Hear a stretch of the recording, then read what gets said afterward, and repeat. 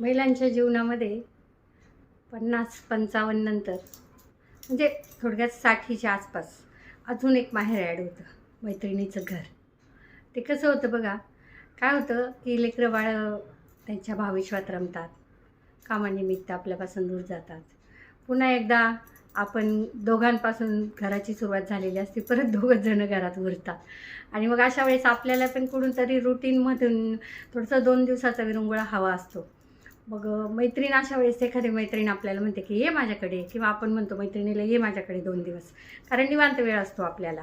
मग आपणही पण मैत्रिणीच्या घरी जातो, मैत्रिणी पण आपल्या घरी येते, 2 दिवस राहते हक्कानं, आपणही जाऊन हक्कानं राहतो.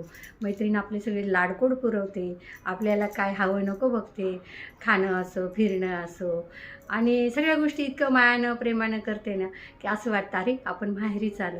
तसंही 50साठी नंतर माहेर पण थोडंसं आईवडील गेल्यानंतर दुरावतच जातं. तिथलं थोडंसं आपली ओढ जरा कमी होत जाते.